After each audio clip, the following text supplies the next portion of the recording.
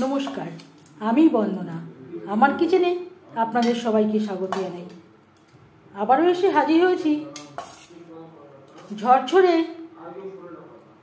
গোবিন্দভোগ চালের একটি রেসিপি নিয়ে। আজকের রেসিপি বাসন্তী পোলাও।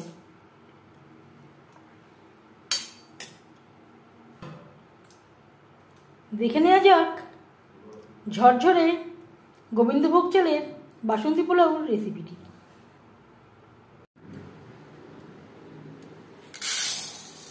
আজকের রেসিপি গোবিন্দভোগ চালের বাসন্তী পোলাও বা মিষ্টি পোলাও।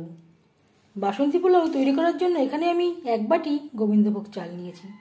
সবার প্রথমে আমি চাল পরিষ্কার করে ধুয়ে নেব।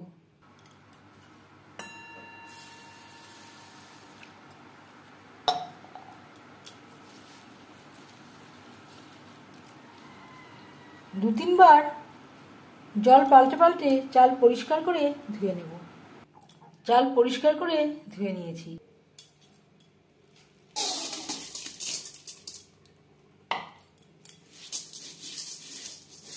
এইভাবে ছড়িয়ে দেব, জলটা ঝরে যাবে আর শুকনো করে নেব।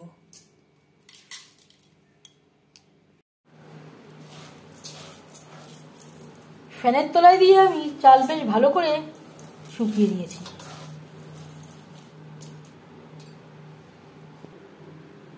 পোলাও তৈরি করার জন্য কড়াইতে দিয়ে দেব 1 টেবিল চামচ ঘি,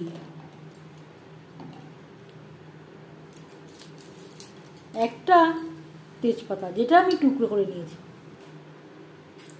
15-20 সেকেন্ড তেজপাতা ভেজে নেওয়ার পর দিয়ে দেবো খুবই সামান্য পরিমাণে 1/2 চা চামচ আদা ও কাঁচা লঙ্কার বাটা।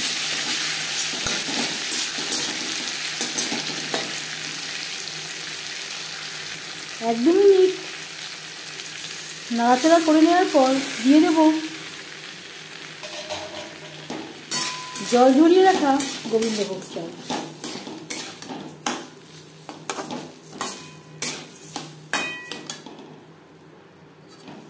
লো টু মিডিয়াম ফ্লেমে 3-4 মিনিট ভেজে নেওয়ার পর দিয়ে দেব জল। এই বাটি ভেবে আমি চাল নিয়েছিলাম 1 বাটি। 1 বাটি চালের জন্য জল লাগবে 2 বাটি। যতটা পরিমাণে চাল নেবেন তার ঠিক দ্বিগুণ লাগবে জল।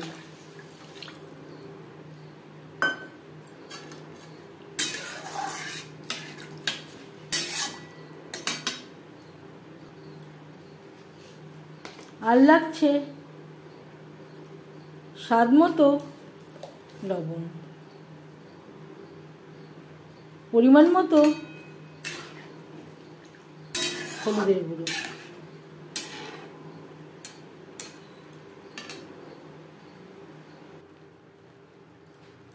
7-8 মিনিট রান্না করে নিয়েছি। দিয়ে দিলাম 2টো চেরা কাঁচা লঙ্কা আর দিয়ে দেব কাজু আর কিশমিশ।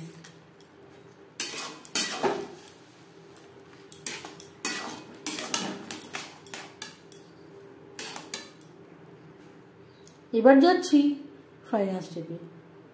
দিয়ে দেব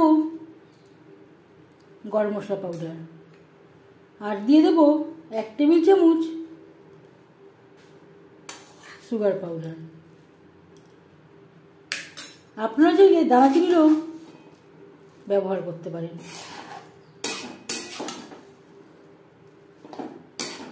যেমন মিষ্টি পছন্দ করেন সেই অনুযায়ী চিনি অ্যাড করবেন। আমি এখানে একটু কম মিষ্টি অ্যাড করলাম। গ্যাসের ফ্লেমটা বন্ধ করে দেব। আরও 1 চামচ মতো আমি সুগার পাউডার অ্যাড করলাম। গ্যাসের ফ্লেমটা বন্ধ করে দেব। ঢাকনা চাপা দিয়ে আধ ঘন্টা রেস্টে রেখে দেব।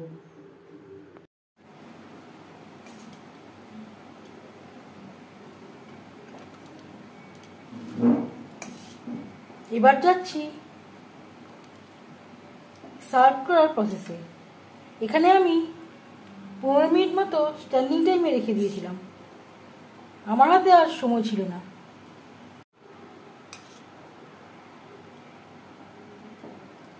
এই রেসিপিটি কেমন লাগলো অবশ্যই জানাবেন কমেন্টের মাধ্যমে।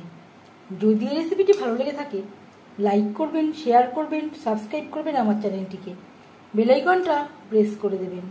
যখন আমি নতুন ভিডিও আপলোড করব তার নোটিফিকেশান সবার আগে আপনার কাছে পৌঁছে যাবে। আপনারা সবাই অনেক অনেক ভালো থাকবেন। এই ভিডিওটি দেখার জন্য ধন্যবাদ।